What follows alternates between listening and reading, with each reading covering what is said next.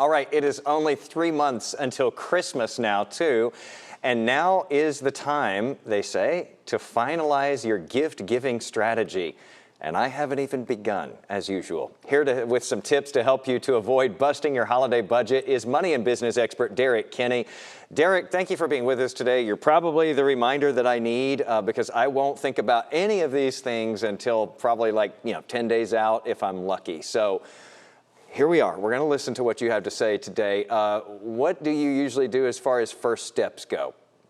Well, the first step is to decide who do you want to buy gifts for. So I wanted to give our viewers a 90-day notice that says, look, there's no reason that on Christmas Eve when you go out shopping for gifts and you say to yourself, why am I buying gifts for everyone in my family?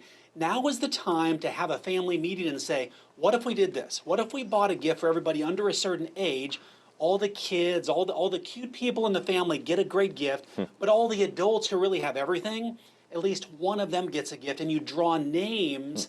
And what that does is it completely de-stresses the holiday season. Now you're focused on a couple key people and not having to buy gifts for people you wonder, why am I really buying this gift for them in the first place? Yeah, I think people must feel that way about me sometimes too, because they'll ask me and I say, oh, I don't need anything, and that never sends them away. Like they still feel like they have to get you something. So I think that's a great idea. So next you say you should decide whether you're going to buy a gift or give the gift of time. Can you talk a little bit more about that? And this is one of my favorites, and the key here is how do you be memorable this holiday season? So you could always buy the nice gift or the toy for the person you love, that young person in your family, but that toy's going to get broken that same day or they're going to forget about it.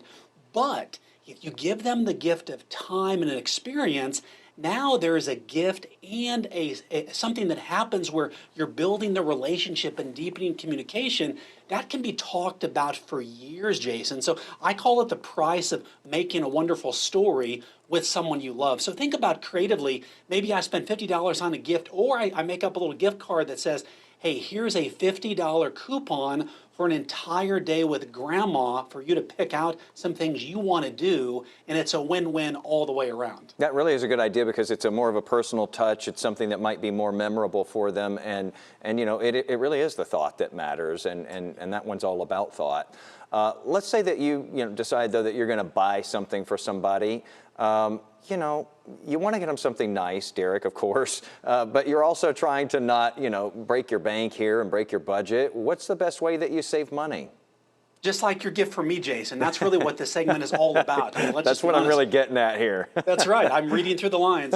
What you want to look at it is make a list of all the people you're definitely going to buy a gift for. So from 1 to 10, 1 to 20, maybe it's 1 to 3, whatever that is, and then write out the item that you prefer to get. And now you become a price-watching detective. You're on the lookout for the best price for that specific item. When you see it, you buy it. You don't have to wait till Christmas Eve or wait till a big sale. If you see a price and it's within your budget, buy it. And what that does is it takes one thing off your list. It removes stress from having to buy one more gift and lets you then focus on the next item. But the best way to save money is know exactly what you want, and then you can find the best price for it. It's the proven way to make and really take a lot of the stress out of Christmas. All right, so we all know, that finances can be very tight. A lot of people have dealt with that here in these past couple of years, especially for someone who, is trying to keep those finances together here, but they've got a lot of pressures. What advice do you give them as they head into the holiday season, Derrick? Yeah, my advice here may be a bit contrary to what a lot of other financial experts say, but I'm not opposed to putting some on credit if you're in a crunch. For example, if you say, I'm behind the 8 ball, but I have to buy gifts for these people, then call it a win if you could maybe put half of it on credit and half on cash. That way you're minimizing at least half of the damage. Ideally, you'd pay cash, but I understand, and my heart goes out to people that may be worried about losing a job or they're in a financial crunch right now. Or again, you can go back to that gift of experience and say, hey, here is something, while I don't have the money to buy you a gift, I want to give you the gift of my time, which is truly priceless. You can sell that story quite a bit as well.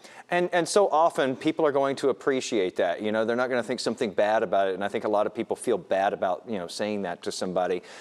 What I really get away from all of this, though, Derrick, is that we shouldn't wait till the very last minute to, you know, go rushing through the door in a desperate, or through the store in a desperate panic, trying to figure out, you know, what we're going to get for people.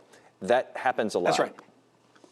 Yeah, make a plan, work your plan. That way, the week of Christmas, you can relax, wrap gifts, really enjoy the moment, and not feel like you're in this economic crunch and you've lost all the joy and you have a lot of debt at Christmas. Two things you don't want to have. All of the things you're saying there are perfectly describing what it's usually like. I'm going to do it earlier this year, and you're my inspiration. Derrick Kinney, once again, a source of inspiration and creator of the Good Money Framework. Thanks so much for being with us today. My pleasure. Thank you, Jason.